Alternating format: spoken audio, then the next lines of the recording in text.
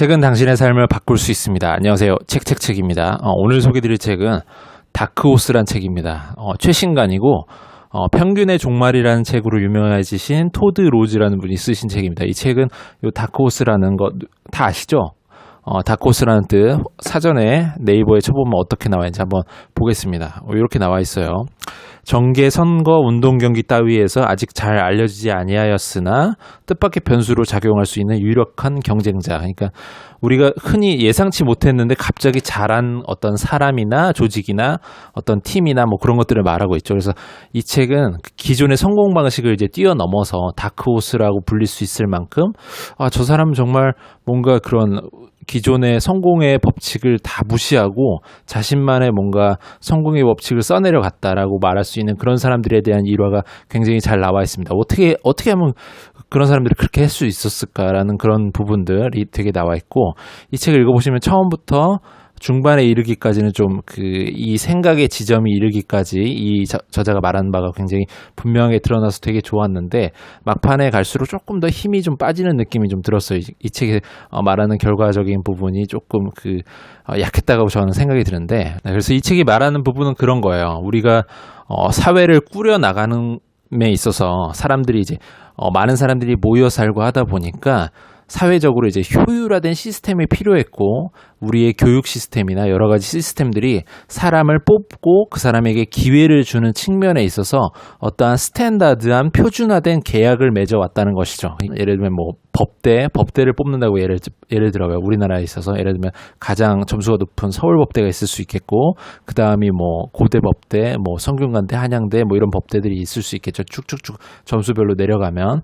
근데 이것을 쿼터주의제로 우리가 치부를 해서 이제 뽑는다는 것이죠. 예를 들면 뭐 서울대 법대생을 300명을 뽑고 고대 법대생 뭐 300명을 뽑고 이렇게 300, 뭐 200 이렇게 뽑아가면서 여기 안에 들어서 이 구간 안에 들어가게 되면 내가 이 대학을 갈 수 있는 내 기회가 생기는데, 만약 뭐 이런 사람이 있을 수도 있겠죠. 예를 들면 어떤 사람이 이제 법대는 좋은 법대를 가진 못했지만 실제로 사법고시를 봤는데 쉽게 패스해서 훌륭한 법조인이 된 사람도 있을 수도 있고, 또 높은 예를 들면 서울법대를 나왔지만 법조인이 되는 측면에서 이제 사법고시를 실패하는 경우도 있잖아요. 그러니까 법조인으로서의 그 사람을 뽑는다는 측면에서 과연 인재를 잘 선발하는 것인가라는 것에 대한 궁금증이 생길 수가 있잖아요. 왜냐하면 당연히 사법고시를 패스하고 법조인이 되는 것이 이제 최종 종착지인데, 서울법대를 가서 그러니까 너는 되게 능력이 있어. 점수가 높게 받았으니까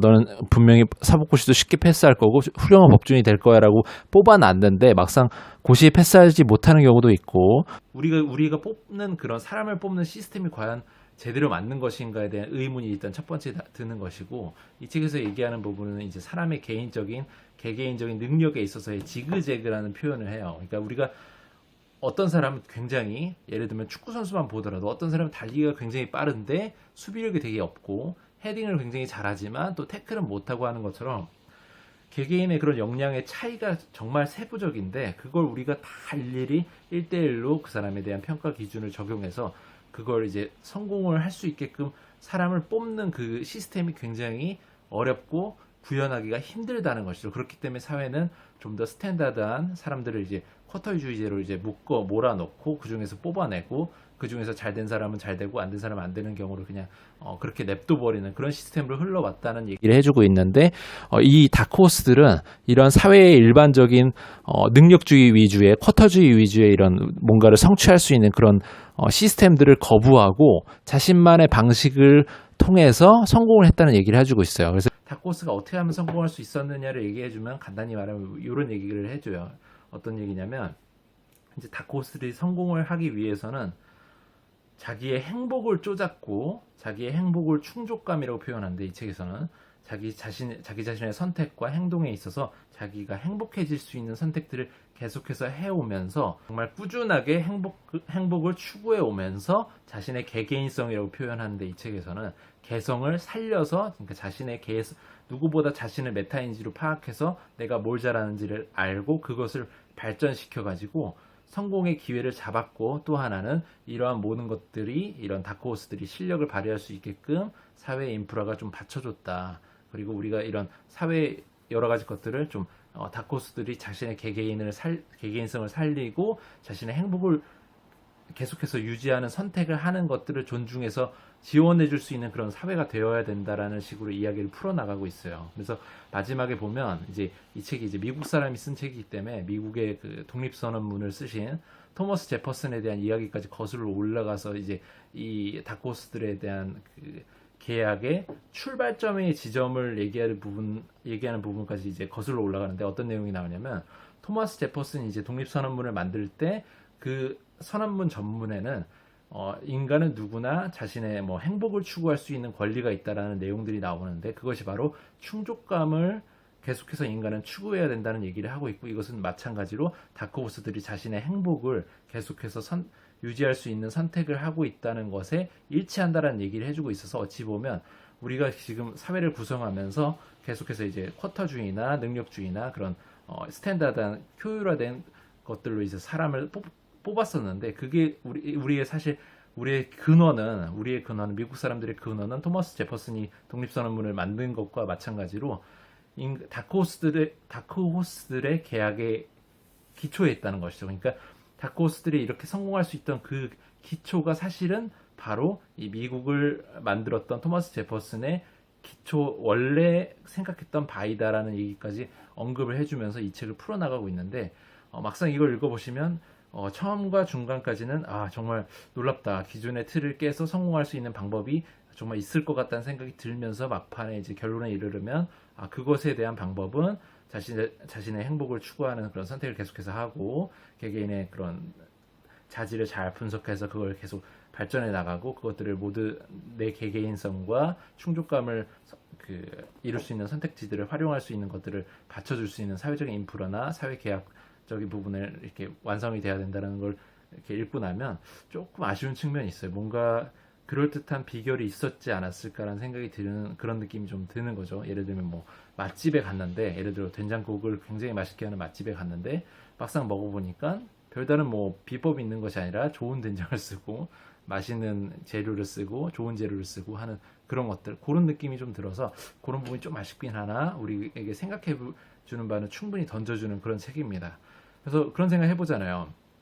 내가 어떻게 하면 이제 성공할 수 있을까를 생각해 볼 때 흔히들 생각하는 많은 분들이 생각하는 그런 우리 부모님들 세대뿐만 아니라 뭐 저도 그렇지만 아이에게 전달해 줄 때 야 너 이렇게 해야지만 너가 성공을 할 수 있어라는 거를 얘기해 줄 때 과연 이것이 우리가 사회의 일반적인 통론으로 효율화된 방식으로 내 아이에게 성공에 대한 그런 원리 이론을 주입하는 것은 아닌가라는 생각을 해보게 돼요. 사실은 이 아이가 원하는 것이 있을 거고 이 아이가 원하는 행복이 있을 거고 아이가 잘하는 것들이 있는데 그걸 세부적으로 내가 살펴보지 않는 상태에서의 획일화된 그 조건은 나 자신마저도 부모인 내가 적용을 시킨다면 얼마나 좀 안타깝겠어요. 그래서 그런 부분도 좀 생각해 보게 되는 그런 책이었습니다. 한번 보시겠습니다. 예. 한번 그러면 몇 부분 좀 인상 깊었던 부분 한번 보겠습니다.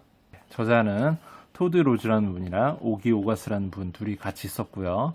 토드 로즈라는 분 자체가 다크호스예요. 왜냐하면 중학교 때 ADHD 장애 판정을 받은 뒤에 성적 미달로 고등학교를 중퇴했으나 계속해서 분발하고 노력하면서 하버드에 이제 진학하게 되고 박사가 되고 하버드 스미소니언 천체물리학 연구소에서 이제 박사 연수 과정도 마치고 아무튼 이렇게 책도 쓰고 굉장히 유명해진 성공한 인생을 살게 된 이 토드 로즈의 삶 자체가 다크호스라고 볼 수가 있겠습니다. 네, 여기 한번 보실게요.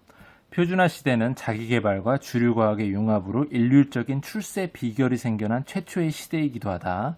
21세기에 접어들 무렵엔 뉴욕타임스 선정 베스트셀러들과 저명한 사회과학자들이 이런 표준 공식의 변형들을 극구 권장하는 지경에 이르렀다. 그에 따라 수세대에 걸쳐 목적지를 의식하고 열심히 노력하면서 끝까지 버텨라는 메시지가 성공한 삶을 일구는 가장 확실한 전략으로 사람들의 뇌리에 각인됐다. 그 단계에서 여기 보실게요. 이 책은 그렇지 않다. 다크호스에서는 지금 우리가 사뭇 다른 성공 법칙이 요구되는 새로운 시대로 들어서는 중이라는 확신을 전제로 한다. 이 책이 말하고자 하는 바를 이 부분에서 이제 명확히 얘기해주고 있죠. 우리가 그동안은 표준화 시대에 자기개발이나 성공에 대해서 일률적인 출세 비결이 있었고 그것을 공통적으로 적용하던 시대를 살았다면 이제는 조금 더 다른 시대, 다크호스들이 성공하는 그런 시대로 이제 넘어오고 그런 개개인성이 중요시되는 시대가 되어가고 있다라는 걸 얘기해주고 있습니다. 네, 여기 다크호스들의 공통점이 나와 있습니다. 한번 보겠습니다. 사실 다크호스들의 성격은 무작위 표본 집단에서 의뢰 발견되는 경향과 다를 바 없이 다양하고 종잡기 어렵다. 사람에 따라 대범하고 저돌적인 성격도 있고 소심하고 공손한 성격도 있다. 지 맘대로라는 거예요.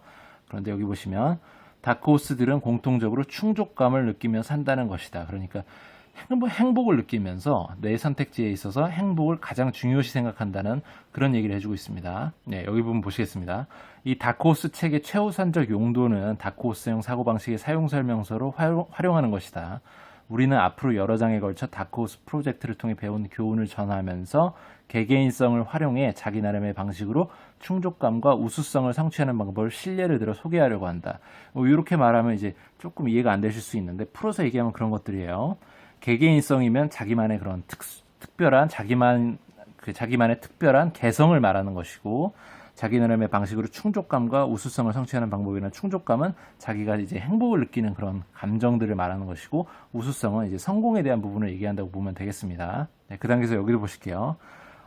우리의 목표는 세계 최고가 아닌 최고의 당신이 되도록 돕는 것이다. 그러니까 다크호스형 성공이라는 것이 획일화돼서 세계 최고라고 표현을 하기보다는 최고의 나를 만드는 거에 집중하는 내용이라고 볼 수 있는 것이에요. 왜냐하면 개개인성에 집중했다는 것이죠. 왜냐하면 개인의 특질은 내가 잘하는 게 따로 있는 부분이기 때문에 내가 이걸 잘하지만 너는 이걸 잘하고 저 사람은 저걸 잘하고 하는 개개인마다 잘하는 것들이 정말 다르고 세부적으로 들어가면 그 잘하는 것 안에서도 또 특출나게 잘하는 그런 부분들이 또 있기 때문에 그런 것들에 집중해서 보다 보면 최고의 나를 만드는 것이 더 유용하다라는 얘기를 해주고 있습니다. 예, 이 부분은 우리 사회의 그 스탠다드한 표준화 전략이 얼마나 어떤 부분에 있어서는 문제가 좀 있다라는 얘기를 좀 해주고 있습니다.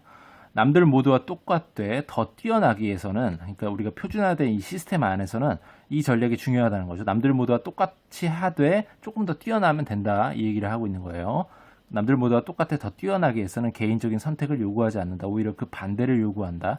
우리의 표준화된 교육 시스템에서는 과목의 학습 시간, 지도 방식, 학습 교재, 학습 속도는 물론 심지어 선택 과목까지도 고를 여지를 주지 않는다. 대부분의 경우는 지도교사, 학습 인원수, 수업 시간, 필수 과목 학습비도 선택하지 못한다. 그 단계에서 여기도 보실게요.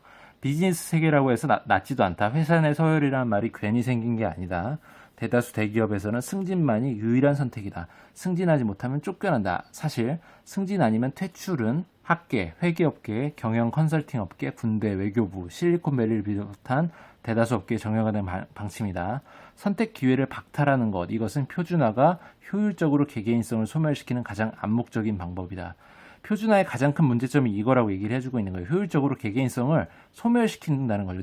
내 개개인성을 드러내봤자 이것이 평가받기도 어렵고 내 개개인성이 더 발전시켜서 그것을 내 행복을 위해서 이제 추구를 한다고 손 치더라도 사회가 원하는 그 표준화된 성공 방식과 한목적이 되지 않으면 그것은 묵살될 테니까 가장 효과적으로 이 표준화된 이 시스템 안에서 성공을 얻기 위해서는 사회가 요구하는 그 성공 방식 그대로 남들과 똑같이 하되 조금 더 낮게 해야 된다는 얘기를 하고 있는 겁니다. 그 방식이 이제 요즘 세대에서는 이제 맞지가 않고 더 이상 다른 방식을 좀 고민해봐야 되는 지점이 아닌가라는 이 얘기를 하고 싶기 때문에 이 책을 쓴 것이라고 생각이 돼요. 여기 한번 보시겠습니다. 다크호스형 사고방식에서 바라보면 표준화된 시간은 사실상 우수성의 획득 능력을 해친다. 무슨 얘기냐면 다크호스형 사고방식으로 우리가 보면 표준화된 시간을 대하는 방식은 사실상 성공할 수 있는 능력을 방해한다. 이런 얘기를 해주고 있어요. 나는 몇 학기 휴학했는데 남들은 제때 졸업하는 모습을 보면 자칫 불안감에 초조해지기 쉽다. 남들은 승진하는데 자신은 산의 위기에서 아래에 처져 있다면 삶이 자신을 그냥 스쳐 지나가고 있다는 생각이 오래도록 사로잡힐 수 있다. 실리콘밸리 기업가나 프로선수, 의대 졸업생의 평균 나이가 어떻다느니 하는 글을 읽을 때마다 자신이 때를 놓친 것 같아 불안감이 들기도 한다. 그 단계에서 여기 보실게요. 하지만 치료법은 있다. 목적지를 무시하면서 길의 저 끝에 놓인 가망보다 바로 앞에 놓인 기회에 초점을 맞추면 된다. 그러니까 다크호스형 사고방식에서 봤을 때 이것을 이러한 우리가 시간에 대해서 남들은 그러니까 흔히 발달과업을 수행하지 못하는 것들, 뭐 때 되면 뭐 결혼하고 취업하고 하는 그런 것들을 우리가 달성하지 못하다 손 치더라도 이것을 해결하기 위해서는 어떤 방식을 추구해야 되느냐를 얘기해 줄 때 바로 앞에 놓인 기회에만 집중하라는 얘기를 해주고 있어. 어떻게 보면 좀 단순하고 식상하게 느껴질 수도 있는데 이 책이 말하는 부분은 이 지점이 되게 중요한 부분이긴 합니다. 이 부분 보실게요. 반면에 다크호스형 사고방식은 이런 어떻게의 문제에서 가장 진가를 발휘한다. 다크호스형 사고방식에서는 잠재력을 최대한 끌어내는 간단한 방법을 일러준다. 가장 관심 있는 일을 더 잘하면 된다. 이것이 개인화된 성공에 대한 다크호스식 처방이다.